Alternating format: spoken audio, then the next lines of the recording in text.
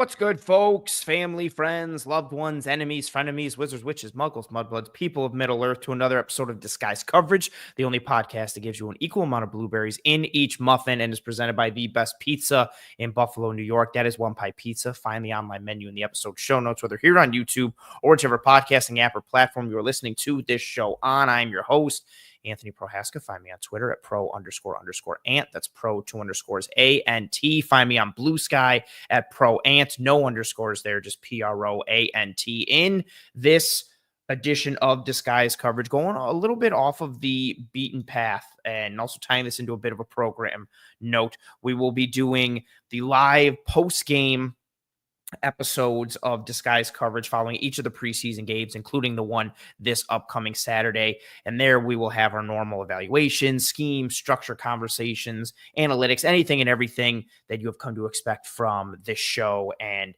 this aspect here on the Cover One channel. And so with that being said, I thought we'd do something a little more fun not more fun. I think that stuff is fun, but a little different, I should say, for the regular Tuesday night edition. I didn't know if I was going to do a Tuesday episode and do the post-game episode. I was kind of weighing some things back and forth, and then I completely forgot that Hard Knocks debuted tonight at 9, so I thought it would be fun to do a post-game, post-show reaction to episode 1 of Hard Knocks for the Buffalo Bills. So as we go through this episode, really going to be just several takeaways that I had from it. I'd love to make this as interactive as possible. So for those of you joining me live, again, I know this is a bit of a departure an hour later and was communicated earlier this evening, but anyone joining us live, questions, thoughts, comments, concerns, biggest takeaways that you had from episode 1 of Hard Knocks, what you thought was missing, something that you thought that they would maybe cover in the episode that they didn't, something that you hoped to see but didn't happen, something that you saw that you wished you hadn't, anything and everything. Feel free to put it into the chat. Really kind of just want to gauge, everyone's thoughts on this. And, this is we talked about it a bit during the offseason here on the show and even in the film room, but just, I think this is a cool thing. I think a lot of football fans have been watching Hard Knocks for years. And if you haven't, this is your first time watching it because you're a Bills fan and the Bills have never been featured. Then more power to you for this being your first experience with Hard Knocks. But, as a Bills fan, it's cool to see them continuing to get more national shine. And, I know what they've been for the previous parts of, their franchise history, and what they've been recently. And they mentioned in the episode, the 5 straight AFC's championships. And, we know they've been to the AFC title game multiple times and haven't been able to get over the hump. But, I'm still large part of my Bills brain is still is stuck in the drought era and not getting national games, not really getting paid attention to. So to see, what the Bills have been the past several years and now getting featured on a show like this is a cool thing. And, something that doesn't come around too often. So yeah, thought this would be fun to just kind of bask in it, take it all in, and depart and divert a bit from our regularly scheduled program here on the show. Again, we will be doing a live post-game show following the Bills preseason game for week 1, 2, and 3 of the preseason, live immediately following the conclusion of every preseason game. Bang it here on Disguise Coverage for post-game analysis on competitions, scheme stuff, structure stuff, camp, battles, stuff on the depth chart, anything and everything. We'll be getting into the, regular nitty-gritty after each of the preseason games. But let's talk Hard Knocks. Let's have some, fun with this conversation. Oh, I'm stumbling all over myself. That should be expected, though. I usually start to fall apart an hour into the regular Disguise Coverage episodes that start at 9, and we're starting already an hour later, so I'm probably going to fall apart a lot. Let's grab some comments that we already got coming in. Dan says, moving to Watertown and happy to report many of my coworkers are Bills fans. That's a win. Well done. Zach coming in saying, feel great episode, but him saying the Trey White part of the episode was amazing. Can't root for that guy more. Yeah, I don't really have an order of things I kind of wanted to speak on in this episode, but I'll start with this just because, Zach, you have the first comment here. Yeah, I thought the Trey piece was really great. It was nice to see how he was welcomed back, within the organization, within the fan bases. Granted, I was not to kind of put a damper on things, but I don't know how much of this is like staged and people are already expecting him at Pittsford Dairy. And so cameras are rolling, kind of people playing it up a little bit. But I think a heavy majority of the fan base was excited to see him come back, even just from a nostalgia standpoint. And then, like we've talked about on the show, how well he's done in training camp was cool to see. And yeah, the pieces within this episode, him interacting with the kid with the water, him interacting with Deion Dawkins' children, and them kind of knowing that it was Uncle Trey and him giving them a hug.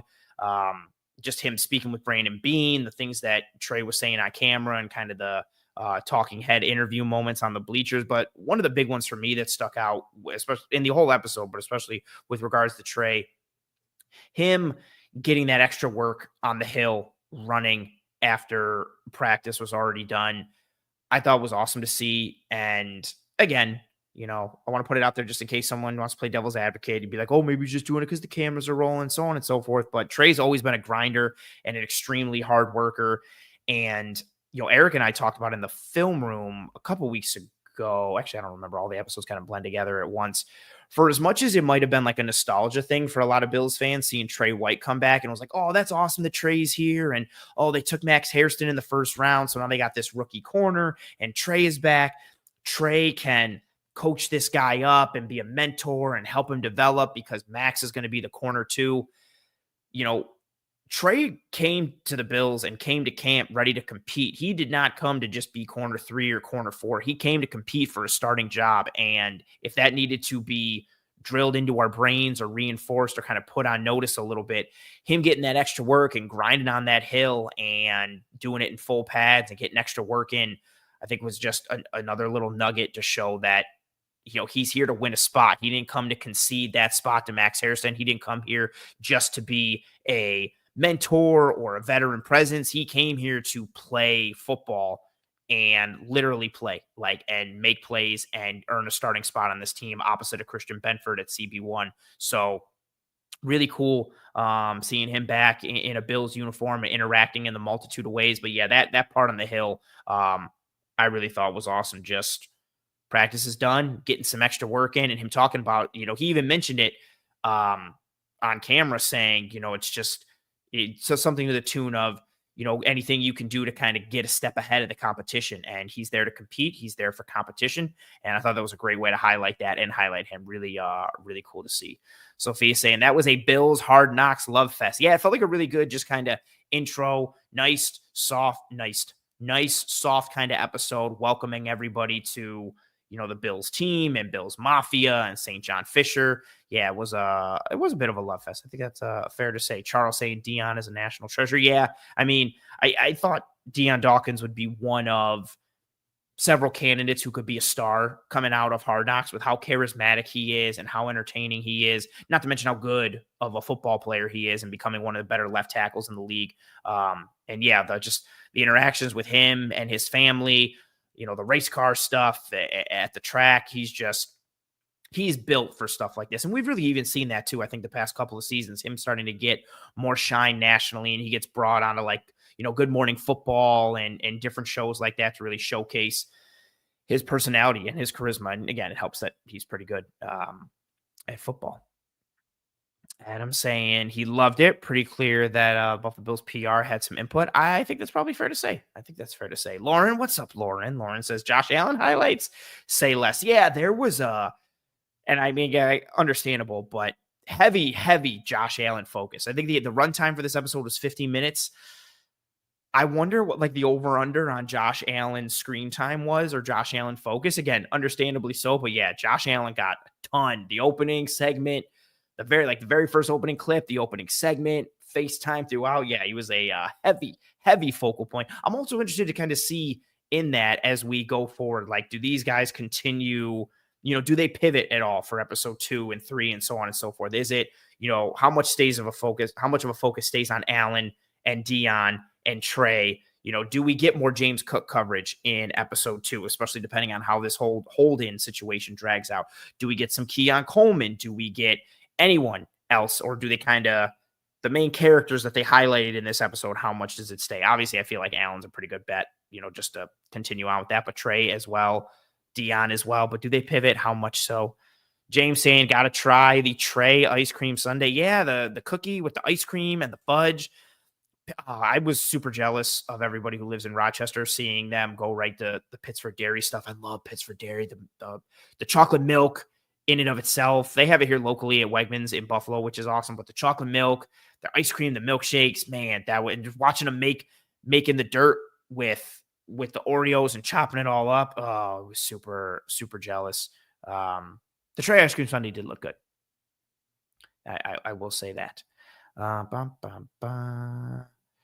Steve says they may have staged it, but I bet a one pie pizza they would have reacted well even without it. I'm always down to bet a one pie pizza, especially if it leads to me getting a one pie pizza.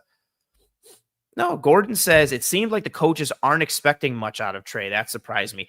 I don't think that it's necessarily that they aren't expecting much out of Trey. I think it's them seeing him be rejuvenated. And even McDermott said it, and Bean said it in different points, him being back home and with his family and being healthy. McDermott, when he was talking to Bagula, talking about like the past, year or so, he's been trending this way in his health and he hasn't had any setbacks. I think it's more them just being happy that he looks healthy, that he feels healthy mentally and physically, and he looks good out there. Like I mentioned it in camp a bunch, and we saw it reflected in several of the clips with him in coverage and being talked up and applauded by, I think it was called Joseph Adai, the DB's coach, just talking about, yeah, T White. I feel like I will hear that echoed in my brain for forever, him just yelling T White over and over and over for what he was doing in coverage and what he was doing in being assignment sound, making plays on the ball.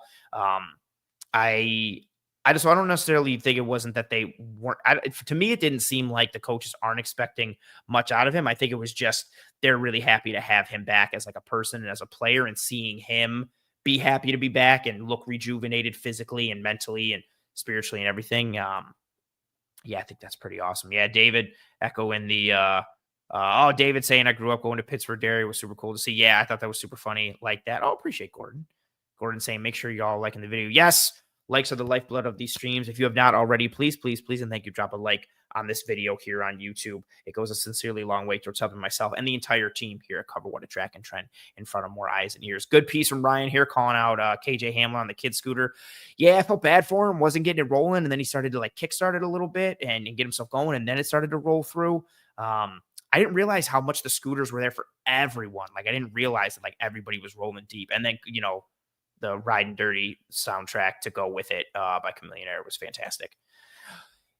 Interesting note here from Charles saying 0 Keon Coleman in the first episode. That feels intentional. I do think it kind of was intentional, and I wonder why and how so. He was another one up there with Dawkins. I don't think there would be any surprise. Like I think if we were ranking like most charismatic Bills, Keon's right up there with Deion Dawkins and how much of a character he is and how fun and kind of enigmatic that he is. I thought he would be one of the candidates to come out as a big star from Hard Knocks, but yeah, no real shine early on in Hard Knocks. So it'll be interesting to see what we get. Eric saying, so happy I still have my Trey jersey for this upcoming year. That's smart. You got to keep him in the closet. You never know when you might need to dust him off again. David saying Trey White's legs are just as skinny as mine, and I work out too. Yeah, that was funny. I think Shaq Thompson told Trey and Max Hairston both, and they both do have skinny legs. That was funny. Gordon saying was surprised it didn't highlight many injuries. I think that's fair. I wondered if they would touch on that a bit, or maybe that's something kind of leading in more into the second episode. But yeah, considering how many injuries there have been for the Bills team and the significance of them, I thought it would be covered a little bit, but we'll see. James saying loving the dice hanging out of Deion's helmet. Yeah, all the different stuff he has on his cornrows to kind of wrap him at the back. I thought that was sweet. Clifford saying, Anthony, what are your scooter skills like? I don't have scooter skills. I think I've ridden an electric scooter, and that's fine. I think I maybe rode a Razor scooter once when I was little, but scooters have never really been my thing. But to each their own. Good call here from Lauren. Lauren saying, haven't really gotten the camp bodies fighting for a roster spot. Can't wait to see who they do end up following. Yeah, especially as you start to get into the preseason. And even the wide receiver spots, like I'm wondering who they start to cover there. Do they start to focus more on the CB room? Is it the linebackers? Is it the defensive line? Like there's some interesting battles. Or do they highlight anything with Cole Bishop trying to solidify himself at the safety spot and then getting hurt? Who steps into his spot? I think that'll be really interesting. It's funny too, and I was talking with my wife about how more intense Hard Knocks used to be when when the training camp cut down rules were different. You had to cut down more people after each preseason game than you do now, and how each Hard Knocks episode was so stressful because they'd follow, as you know, and a lot of people know, like the handful of those, rookies or UDFAs or anybody kind of at the bottom of the depth chart trying to make the team. And you knew that after every preseason game, there were going to be a significant amount of cuts in those episodes where, whoever it was from the team, like team manager or whatever, had to go and knock on somebody's door and be like, yeah, like coach wants to see you, like bring your playbook. And you just knew like, oh, like that's like the death sentence for that dude. And you develop you'd like him as if you're watching a show or a movie, and you'd feel gutted that like some dude was about to get cut who you watched for several episodes or, got attached to earlier in the episode. And it's a little different now with how the training camp cut down rules are different in the preseason. But yeah, there's going to be some competition on this Bills roster, especially with all the injuries. It's kind of created a vacuum that someone's going to be able to have the opportunity to seize. So I'm very interested to see what happens there. Good call, Lauren. Eric saying, wonder if the Kyren deal with LA makes a deal with Cook more likely. I think it depends, not to get into too much of like real football and scheme stuff here, but what's interesting with Kyren Williams is that Cook is a better runner, much more juice. Kyren Williams gives you the opportunity to see more snaps, and he's on the field more just because he's, an adequate runner, an adequate pass catcher, and a good pass protector as a running back. So he's good enough to get the job done and give you quality snaps as a runner, as a pass catcher, and as a blocker. So it's interesting because I feel like with the ball in his hands, Cook is much better than Kyren Williams, but Kyren gives you more snaps and more usage in a variety of ways. Granted, his highest highs probably aren't as high as Cook's, but his lowest lows aren't as low either. Cook, we're still kind of waiting on that pass protection aspect in terms of him solidifying it and becoming more consistent, whereas Kyron's already there and one of the better pass protecting backs in the league, again, in addition to being, fine as a runner and fine as a pass catcher. So it's interesting how, that contract for a guy who's gotten a lot of work in the Rams offense in a variety of ways versus a guy who will see less snap share, but maybe provides more high-end production, depending on how you view that. I'm very interested to see. And again, I find the timing hilariously ironic that Kyron's deal happened today, right in the midst of all this, or maybe not hilariously ironic, depending on what side you're on there. Yeah, this is Lauren with a good quote here. When they were in the stadium, talking about the beer garden and everything in the new stadium. The new stadium looks awesome on the inside, by the way. Even seeing it last week in person, I went to the blue and red scrimmage. It just looks like a giant alien ship. Like, I don't mean that in a bad way. It's just crazy. It's just crazy to like walk out of, Rich Stadium or Highmark Stadium and like you just see this. I don't know. It feels like the Death Star is like right there in front of you. Like it's crazy to see that. And it was cool to see them get some inside footage in this one and all the different aspects. And them talking about the beer garden and Bills fans drink beer. And I think the one construction dude was like, oh, we're going to try to get him to drink it by putting these things in here. I thought that was really funny. Charles saying, I was really hoping to hear more about thermodynamics from Terry Pagula. Actually, and this might just be me because I haven't done a ton of I haven't been too into following along with the stadium. I know some people have been here's week 2, here's week 3, up, the walls are up, this is up, and the specifics of it. But I did think it was cool, all jokes aside, with Terry Pagula talking about we scienced the hell out of it when it came to the wind stuff. I thought it was cool with them talking about the wind control elements to the new stadium and the perforations that they have, because if not, the wind would go over and just be sucked right down into the stadium. And then even Allen asking, I don't know, the general contractor or whoever it was that he was kind of talking to and kind of running the show there for the tour, when Allen asked how much wind they'll feel in there on the field. And the guy said, quote, very little. He was like, we've been in here, when it's been howling outside, we haven't felt anything. I thought that was an interesting little tidbit. And I don't know if that's something that was widely known amongst all the fans, especially those who have been kind of keeping tabs on the stadium development. But I thought that was really interesting, especially for how many people have talked about open stadium and having a dome and the wind being a factor and, put Allen in a dome so we can throw better. I think it's interesting that they have an open air stadium with specific, science specifications to limit the impact of wind just based on how they built it, the direction they built it, the perforations, all that stuff. All jokes aside, I did think that was pretty cool And that was one of my points, actually. Tank Ninja saying, in this house, we follow the laws of thermodynamics. I love it. That's very fair. Oh, and Eric saying, thanks for the response. Didn't know about Kyren's pass blocking ability. Yeah, no, thank you for being here. And thank you for the question. Yeah, Kyren's a good pass protector. And again, that's the thing, right? Like you've got, if you're just breaking it up into 3 silos, right? Like runner, pass catcher, blocker, or pass blocker more specifically. Cook beats him as a runner. I think he beats him as a pass catcher, but then he's not deficient. Yeah, I don't want to say vulnerability is probably worse. He's more deficient as a pass blocker than he is anything. And Kyren is a plus in that regard. So I feel like as a runner, Kyren's like middling to, I would say above middling. Same thing as a pass catcher, but then he's towards the tops as a pass protector, where Cook is, towards the tops as, a runner, little less than that as a pass catcher, but then significantly lower as a run blocker. So it's interesting to see how all those things kind of grade out, what you're paying for, snap share, usage, rate, all that kind of stuff. Very interesting. What else? See more comments coming in. Eric saying, how about Josh explaining gravity to the offensive line? Neil deGrasse would be proud. Yeah, that was very interesting with him talking about Galileo and gravity and, heaviness versus that. I saw that, I think, in a clip on social last week or maybe this week. I thought that was funny. That was also one of those ones that I wanted to know, like, did he prep that for that day? Because even I forget who answered him in the huddle talking about like the rate of like who said like, oh, negative 9.81, and Alan was like, no, not negative, but this, and he was like meters, and someone was like squared or whatever the formula or answer was. I wanted to know how much of that was them like Googling things the morning of or the night before, being like, hey, like tomorrow on camera, or hey, I'm mic'd up tomorrow, we're gonna put this out there. Or maybe that's just how they talk all the time. It's those little nuggets that I think are interesting and fun. Kind of what you hear in the huddles and in practices. They're just dudes talking about dudes. Like that might be their version of the Roman Empire. I thought that was pretty funny and cool too. Couple little things too. Again, feel free. Everybody can. Oh, I still have the intro on because probably switch that banner because we've been talking about Hard Knocks for a good chunk of time. I just never switched the banner because I went right to comments.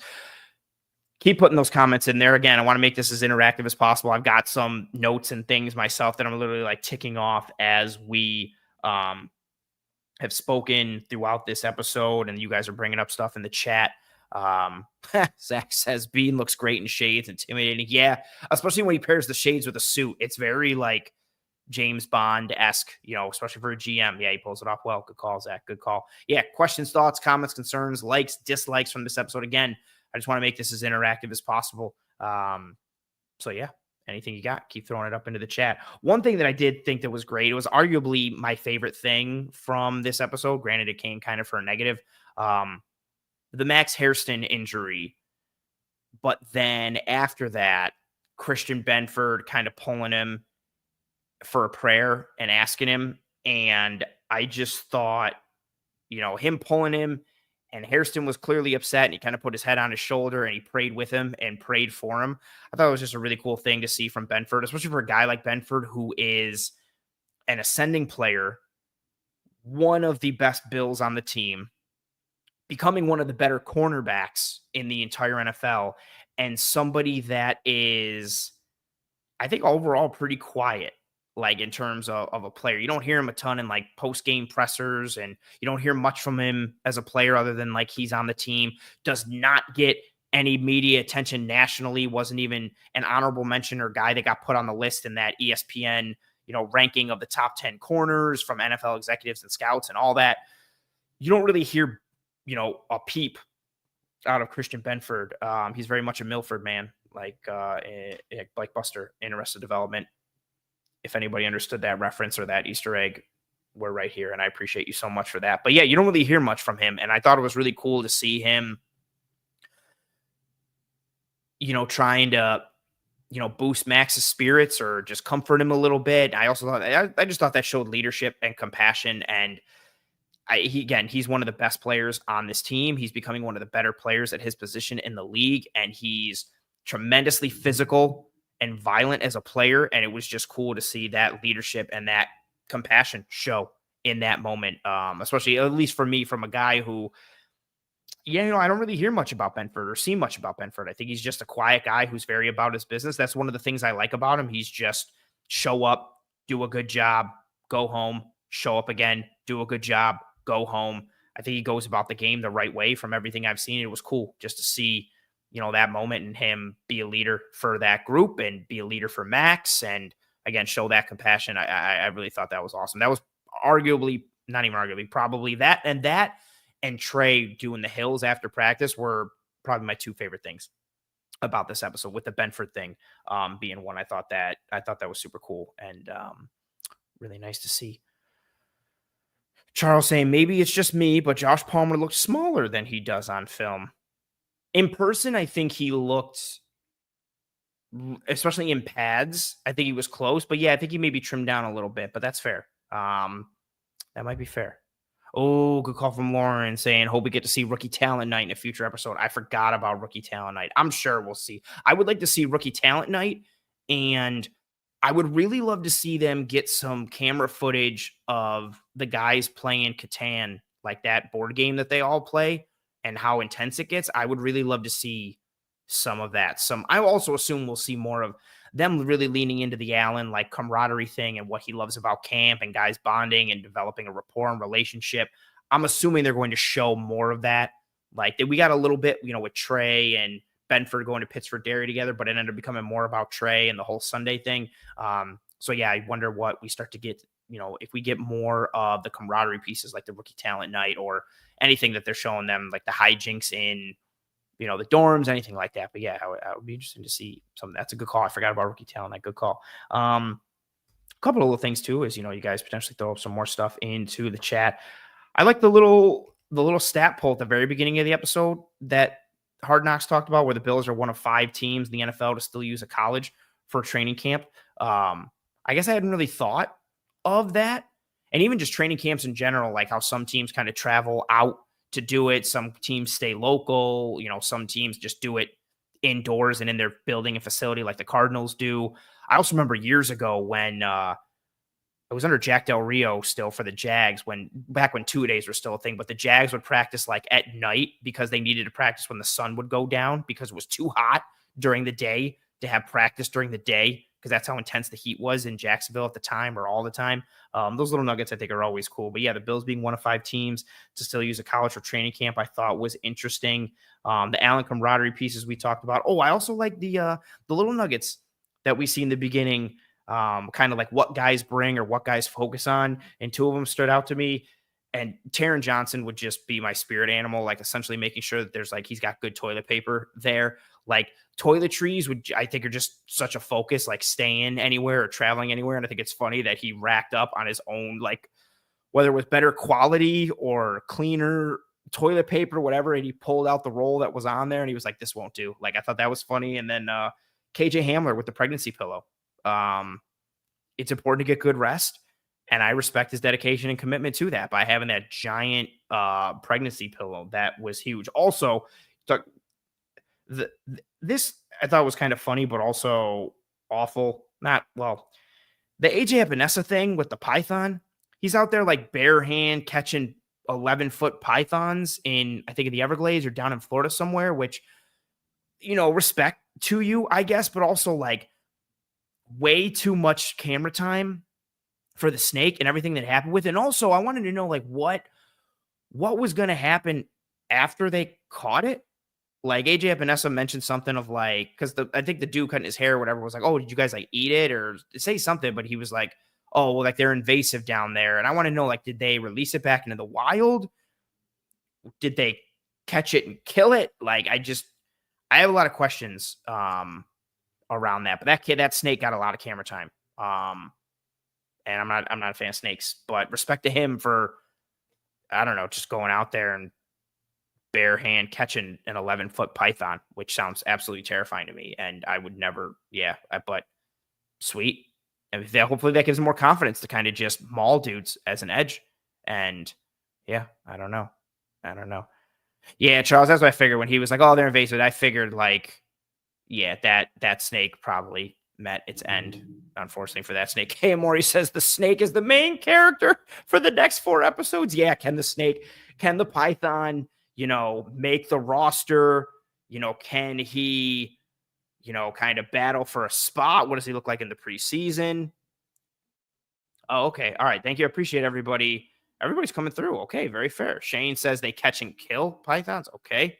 Spin saying, I think you can make money getting rid of pythons in Florida. I'm assuming that's tied to their invasive aspect. This is also, whether or not it's accurate or not, this is also very much making me think of Wedding Crashers and Bradley Cooper talking about how the quails are overpopulated in this area and decimating the grubworm population after Vince Vaughn calls him out. And he's like, oh, Mr. Environmentalist is also a hunter.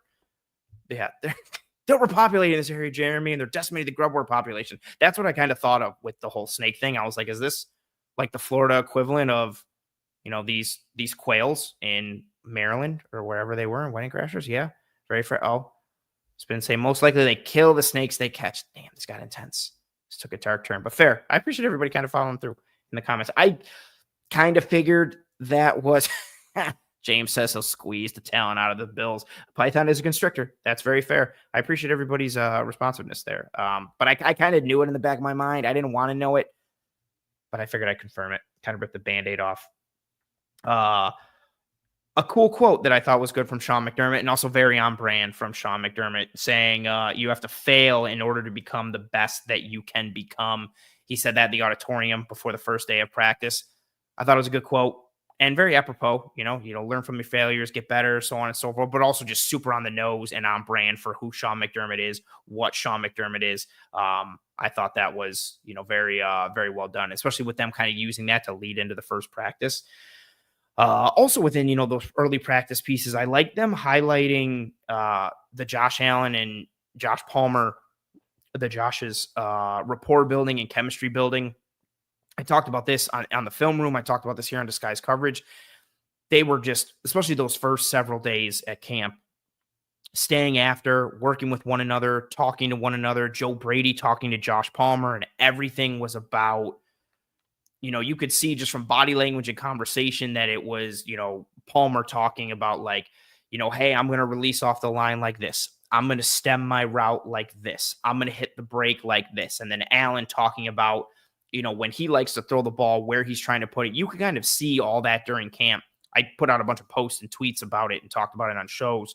And it was cool to see that reflected in the episode and actually being able to hear what they're doing, what they're going over, and being able to confirm those things. And it's cool to see the little pieces that you pick up while at camp, knowing, or not knowing, I should say, that those things are being filmed and then will be talked about later on this TV show.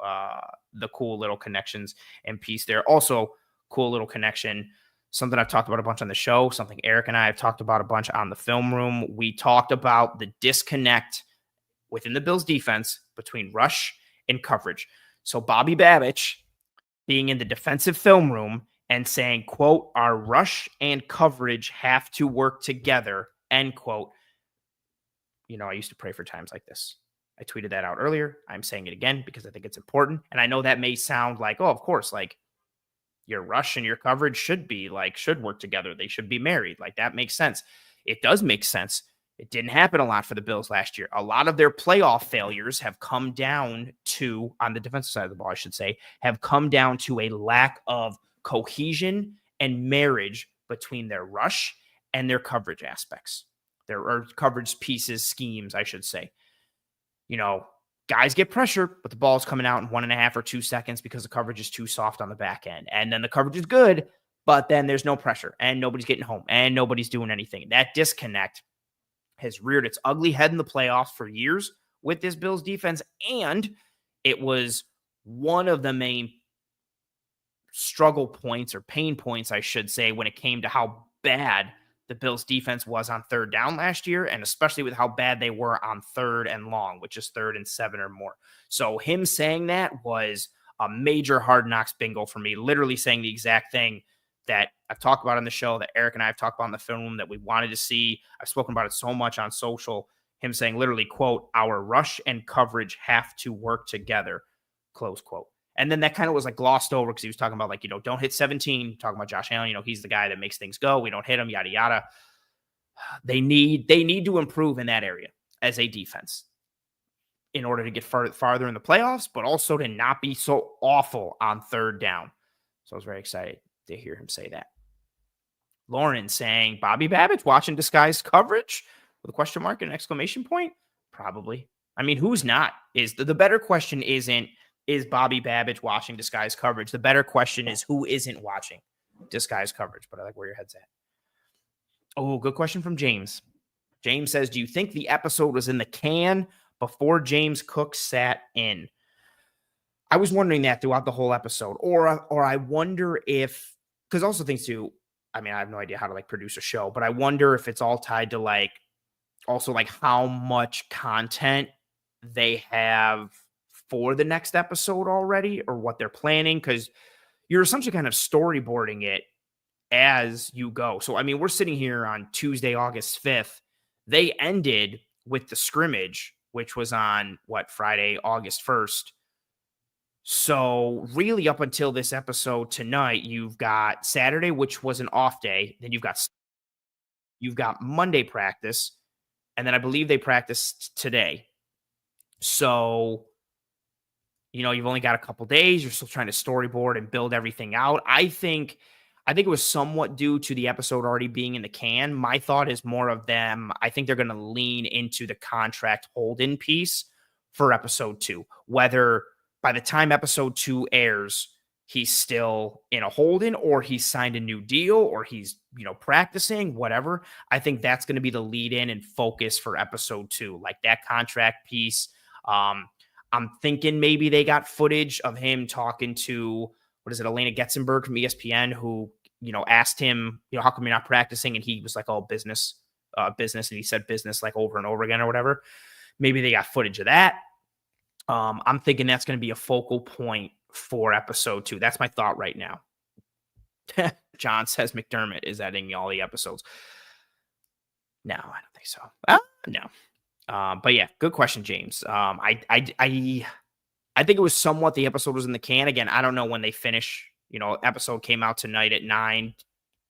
Do they upload everything on Sundays, Mondays, whatever? But I do think episode 2 is going to be a focal point on James Cook and the contract situation. Again, whether he signs a new deal, whether he's still holding in, or whether he hasn't gotten a new deal, but he's practicing, I think he and his situation is going to be a focal point in that second episode. And I also wonder too if maybe someone from HBO got his or his agency here and was like, hey man, we need some more content. Could you not practice? That would really be great. Also another piece that I found interesting. I talked about it again, I keep saying these things, but I talked about it on the show within camp. Trey has looked super good in camp. Max Hairston has had some nice moments, but he's had some high highs kind of coupled with some of the low lows in terms of lapses and learning experiences on the fly and time on task, which again should be expected. But I thought it was interesting with Sean McDermott, with talking to Terry Pagula and talking about Hairston and saying, it'll be interesting to see him compete, specifically mentioning Trey. That I guess this is probably foolish on my part in retrospect, but I kind of I thought the CB2 job was Hairston's to lose. I thought he would, compete quote unquote with Trey. And I thought Trey would want to come in and earn that spot and beat out Hairston for it. And we've seen that and it's rightfully understandable, but just where I thought Trey was at and what I thought they needed from Hairston, I thought it was more of Hairston's job to lose than it was him beating out Trey. But Trey has gotten the lion's share of, even before Hairston's injury, Trey has gotten the lion's share of snaps at CB2. And then obviously even more so once Hairston went down. But I just wasn't expecting Trey to look as good as he has in camp and he's done throughout camp in a variety of coverages against a variety of dudes.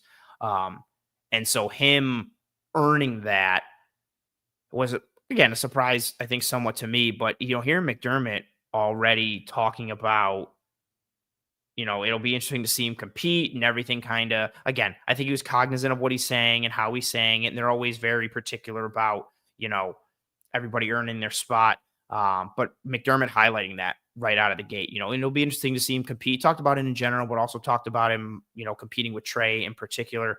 And again, like I've said since camp, since I've been at camp, tweeting it and posting it and talking about it in episodes, this Hairston going down obviously helps Trey lock up the CB2 job, but it was already trending in that direction before Hairston went down. I would say it was probably like 60-40, snaps at CB with the ones in favor of Trey on day one, maybe a little less on day two.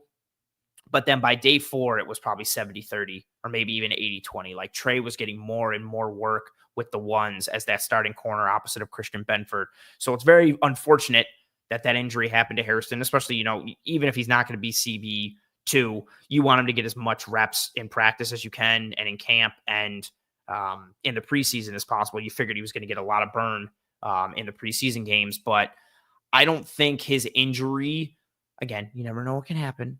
I'm not speaking in absolutes here, but I do think Trey was already trending towards CB2 before Hairston went down. So I don't think if Trey starts week one, I don't think it's, because Hairston went down. It looked like he already had a strong grasp on that job already. And no, that doesn't mean that Trey sucks or Hairston sucks because Trey is cooked and washed and yada, yada. Again, Trey has looked good, which is, again, a testament to how hard he works and where he's at as a player mentally and physically. Lauren says, Liv Schreiber does his recordings on Sunday night, Monday morning at the latest, per an article on, the Democrat and Chronicle out of Rochester. Interesting. Copy. Monday morning. Oh, interesting. So that's fair. That makes kind of sense. Wrap it up at the end of the week and kind of get it through. I didn't know how close it was to like a South Park situation where they're still submitting everything like the day of, like Wednesday morning to the FCC in order to get that episode cleared and played that night at 10 o'clock. Spin saying Trey White was CB2 before Hairston got hurt. That's fair. Josh saying, I think they tried to keep it simple. Allen, Dawkins, Trey were the main characters.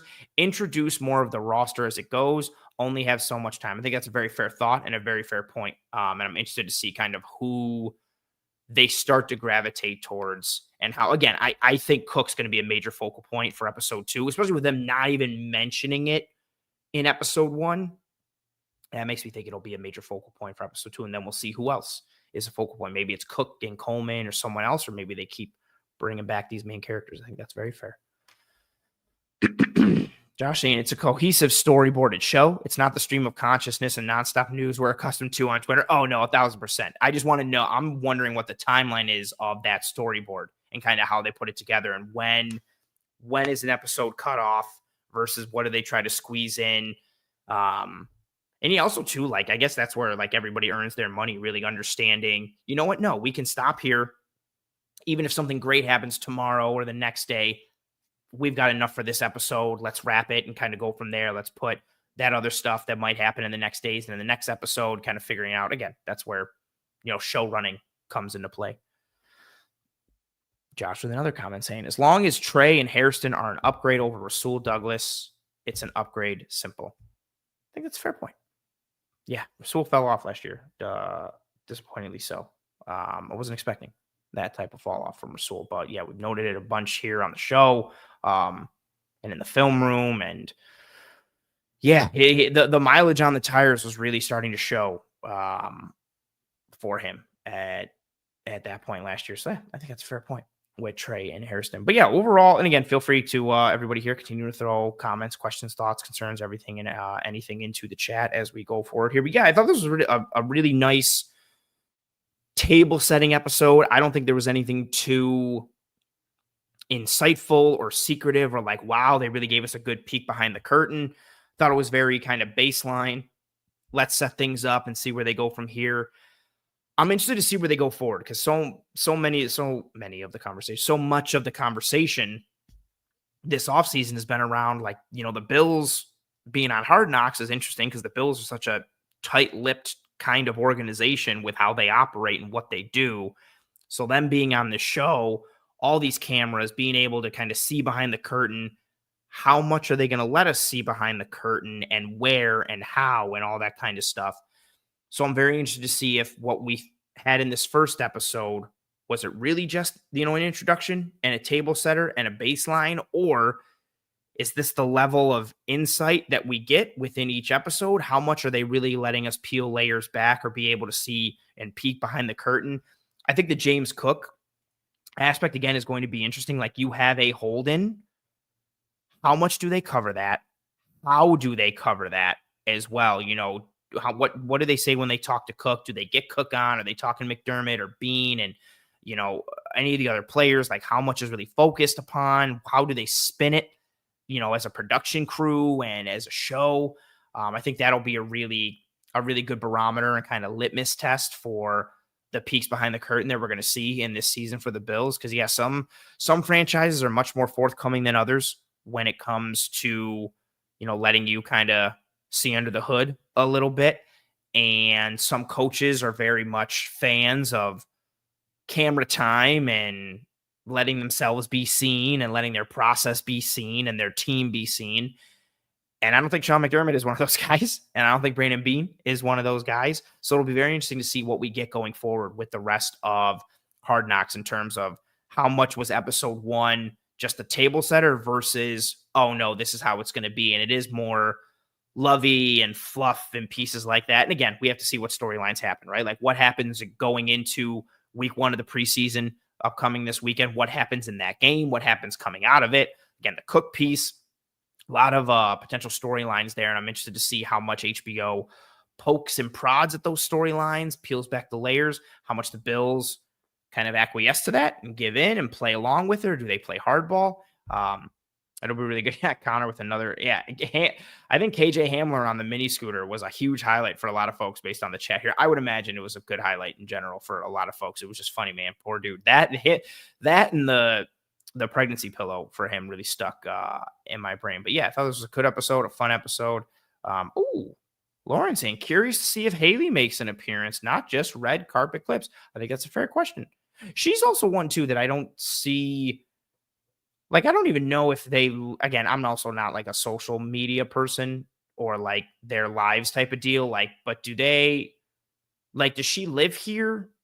Like they live here. She lives here, I'm assuming. I know he built like a house or something. Like, so I wonder how much she's really around Buffalo, how much she's around training camp, how much she kind of tries to keep low key if she even can. She does seem kind of like a low key person, despite the fact that she's super famous. But yeah, that'll be interesting. I wonder if they'll get her on at some point, maybe just a little camera time, a little show with something.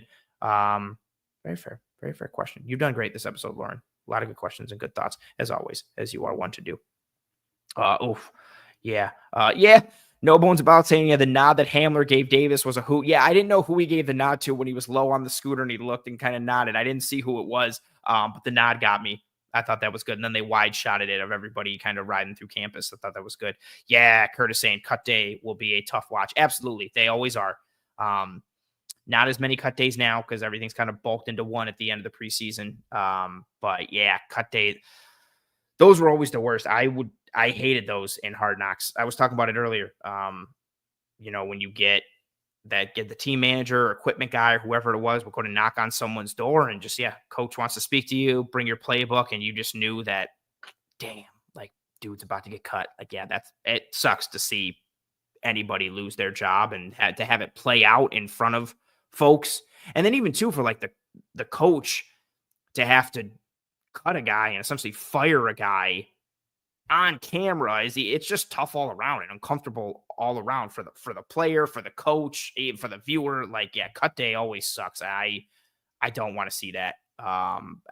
It's cool to get again the peek behind the curtain, but that kind of peek, I'm already stressing it. It makes me anxious and uncomfortable. But you know what doesn't make me anxious and uncomfortable? The best pizza in Buffalo, New York. One Pie Pizza. I don't say they're the best pizza in Buffalo, New York because they sponsor the show. They sponsor the show because I think they are the best pizza in Buffalo, New York. Great sweet sauce pie, cup and char pepperoni, homemade blue cheese, a catering division with a whole bunch of delicious dishes. I've had them cater multiple events the past couple of years. They have all these different kinds of mac and cheeses that are all just banging. They have this one, I tell myself to get it every time, but it's on the menu. It's this like coconut rice and chicken dish that was super good. One Pie also does a breakfast pizza that's super good. Their food bangs in a multitude of ways for One Pie Pizza and for the catering division, Elevated Catering of Buffalo. But the online menu and website for both One Pie Pizza and Elevated Catering of Buffalo can be found in the episode show notes, whether here on YouTube or whichever podcasting app or platform you're listening to this show on. They're really good people making really good food. I talk about it all the time, all the giving back they do for the community, of Buffalo with the SPCA, the Alzheimer's Foundation, Toys for Tots, partnering with Roswell to try and knock out cancer. They do a lot of good, aside from just making really good food. So if you have not gotten yourself some One Pie Pizza, if you live in the Buffalo area, get yourself some One Pie Pizza. If you're coming up for a preseason game or a regular season game or a trip in some other way, shape, or form, get yourself some One Pie Pizza when you're here. RJ, who's normally in the comments, I guess tonight was an off night for him. He got some One Pie Pizza. He took a picture of it, tagged me in it. It looked awesome, and he said it was the best pizza he's ever had in his life. I don't think he was just saying that because he's a harsh critic. So get yourself some One Pie Pizza, the best pizza in Buffalo, New York. A couple more comments that came through. Lauren St. Pagula calling him Joshua Patrick Allen was like a proud dad trying to get his son's attention. Yeah, it was fair. I definitely heard that, and I was like, who called him that? And I was like, oh, yeah, that's fair.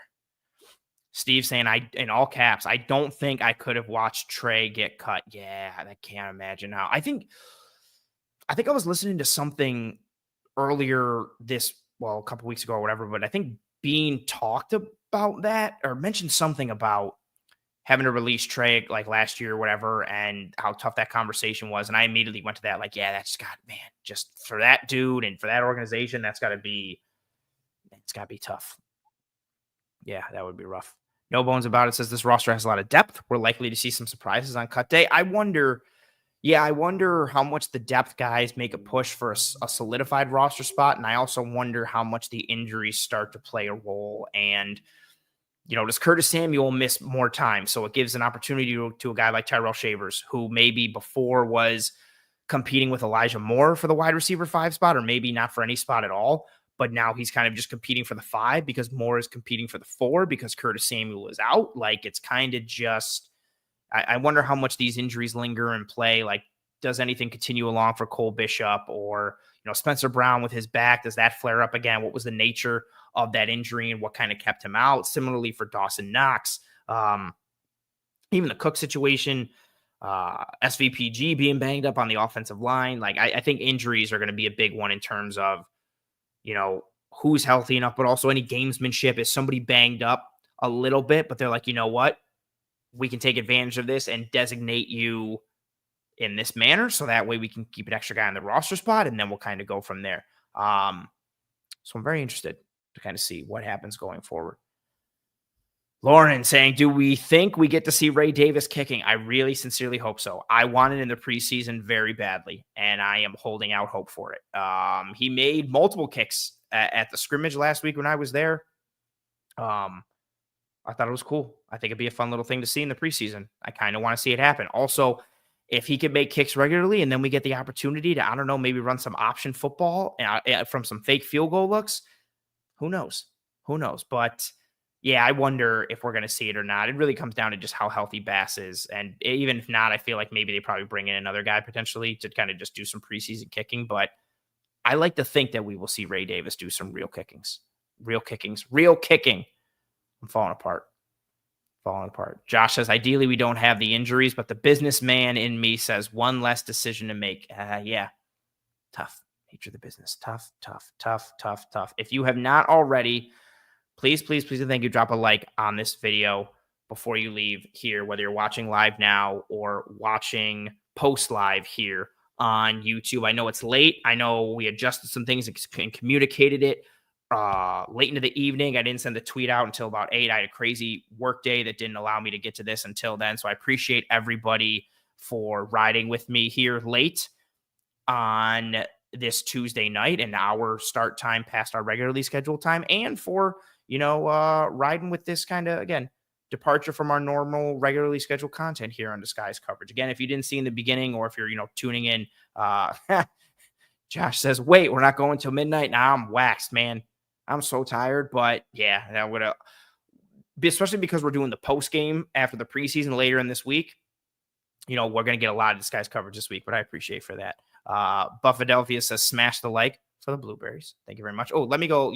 I see some questions coming through in the chat. I will grab these in a second as we do this outro. As I mentioned there in the comment to Josh, again, we will be live here on Disguise Coverage immediately following the Buffalo Bills preseason game this week in week 1. Same thing for week 2 and week 3. We have done that for, I think, the last 3 years. I think this is year 3 of doing it, or maybe year 4, where Disguise Coverage has done the post-game shows for all the preseason games for the Bills. So I'm very excited for that. I have some guests lined up for each of the weeks, so that'll be fun. We'll, again, be talking about position groups, specific players, schemes and stuff we saw in the game, and just what it means for the players, for the team going forward, anything and everything having to do with really breaking down the X's and O's scheme and structure of the Bills, as we are normally accustomed to here on this show. But I thought this was a fun little departure.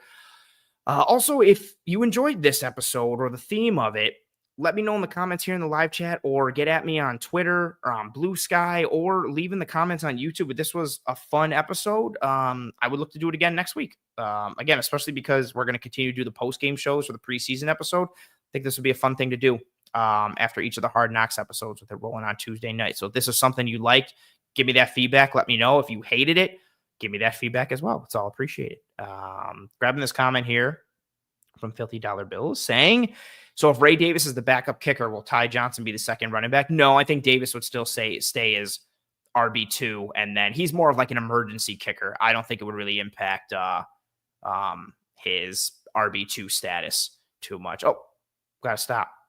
Because Lauren, thank you so much for being here, Lauren. It's good to see you again, especially after your departure from Twitter. You're good people, and I appreciate you stopping by and watching and commenting so much, and kind of being like an extra little co-host for me on this episode. So I appreciate you very much for that. And thank you very much for the super chat. I appreciate it. Lauren says, thanks, Anthony. Here's a little Trey Day Sunday money. I appreciate that. I went to multiple days of camp, but I didn't take really full PTO days. And then I had other stuff on the Sundays that I went, no pun intended there. So I essentially came in for camp and then bolted right back out as soon as camp was done. But I really am upset at myself for not stopping at Pittsford Dairy. I think I'm going back to Rochester this upcoming Sunday to see some family. I'm going to probably try and stop at Pittsford on my way back, and I will use this for a trade day Sunday. I also wonder too, if I can ask for it now that the first episode, if people go in and ask for that, do we think that they'll honor that? Like if someone goes to the front tomorrow, right? They get to the register or whatever, they get to the ordering spot and they ask like, oh, can I have like a trade day Sunday? Like, are they going to be like, sure? Or are they going to not know what's up? I wonder if they're prepared for that. Now I kind of want to know even more. I was just going to get some chocolate milk and maybe some ice cream, but now I feel like I need to order the trade day Sunday and report back. Also, if anybody lives in Rochester, go to Pittsford Dairy tomorrow. Lauren, you live in Rochester. Let's figure this out. We need to flesh this out. I like it. I like it. Oh, thank you very much, Josh, for the kind words. I don't pull up things that are too positive for myself, especially when I'm solo, because I think it's corny. But Josh, I see your comment. That's super nice. I really appreciate that. Thank you. Actually, I will, because you said drop a like at the end. Josh says, haha, totally get it about me going to midnight. He says, we're spoiled with great content creators like you all. Keep up the great work. And drop a like. Thank you very much for that, Josh. Yes, be like Josh. Drop a like on this video. Likes are the lifeblood of these streams. Sincerely, they matter a lot, and they help the algorithm a ton. Same thing with comments on the video post episode. So yes, please, thank you. Drop a like, and thank you for the kind words, Josh. And thank you for being here and all your comments. I really appreciate it. Kebby says, do you think the Williams signing makes Cook rethink his asking price? I really think it depends on where he sees himself alongside Kyren Williams. I think he already has a high value of himself. So I don't think the Kyren Williams contract is one that, bothers him too much. I think Cook was looking to be in the upper echelon of running back money. And I think he's going to continue to look that way. I don't think Kyren Williams was somebody that was going to make that upper echelon kind of money, although he did get paid well, like $11 million average annual value. But no, I think Cook is going to kind of stay the course, depending on what he was asking for. But I don't think the Bills, if that is rumored, what Cook was asking for, where it was like $15 million average annual value, we're slotting in right behind Saquon Barkley, which I don't see the Bills paying that. I don't think Cook should get that. But if he can get it from someone, chase that bag, do you? But yeah, I think it's going to be tough. But I don't think the Kyren Williams signing makes Cook rethink his asking price. If anything, I think Cook sees what Kyren got and goes, oh, well, I'm better than him. I should get $14 million a year or 15. I think it might actually make him think, actually more solidified in his stance. Yeah, to Josh's point, saying I feel like both sides went perfect. This gives great this is great leverage for us. Yeah, I think Bean and company were like, oh, this is perfect, great leverage. And I think Cook and his agent said the exact same thing. I think that's very fair. So we'll kind of see when it gets hashed out or when it doesn't. Yes, James says, I'll let you know, Ant, trade day. Yes. Go. Let's see if this is a real thing that can be ordered now. I want to see if it happens. And also if they do grant it and give it to you, I want to know if it's good or not. It looked good. I mean, everything Pittsburgh Dairy does, like they make there, is delicious. So I would imagine it's pretty good. Can't be saying, but their stats are similar. Williams might be a little better. Different style of back, different usage, different skill set, different traits. So it depends on kind of what you're looking for in order to judge. We talked about it a bit, actually a good chunk earlier in the episode, so I don't want to rehash it too much, but I think Cook is a better runner, a significantly better runner. I think he's a bit of a better pass catcher, more reliable, but Kyren Williams is a much better and significantly better pass protector. So he gives you the opportunity to be on the field more and see more snaps. And he is he is a quality runner, pass catcher, and a significant quality pass protector. So, yeah, also stats to me, stats are important, obviously, but it's really more the usage and the schematic potential tied into their skill sets and traits for me than it is just, kind of the stats. But yeah, I mean, Kyren deserved to get paid. He sees a lot of snaps because he doesn't have to leave the field because of what he can do as a runner, a pass protector, and as a pass catcher, even though he might not be elite at anything, although he is a very good pass protector. Again, I keep saying that because he is.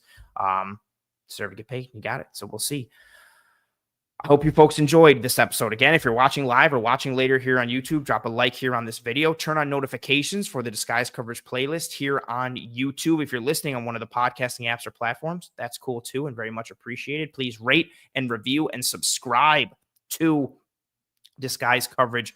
Those help tremendously on the audio platforms, the ratings, the reviews, all that stuff, the subscriptions. Please, again, subscribe to the Cover One channel, turn on notifications for the Disguise Coverage playlist, and tell your family and friends and loved ones about this episode and this show and myself and this channel. If you enjoyed it, word of mouth is tremendously helpful and tremendously appreciated. If you hated this show or you hate me, tell your enemies about the show and try and ruin their day by making them watch this show.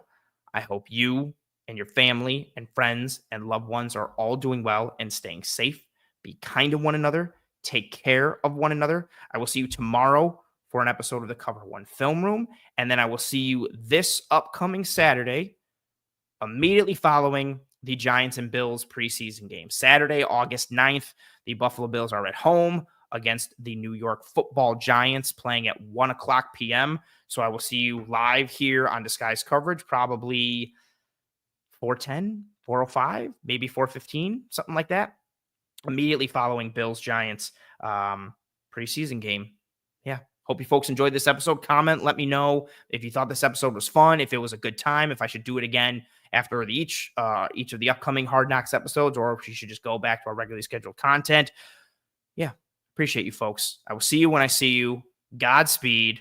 Thank you again, Lauren, for your super chat. I appreciate you. Hope you're doing well. Godspeed, folks. And as always, go Bills.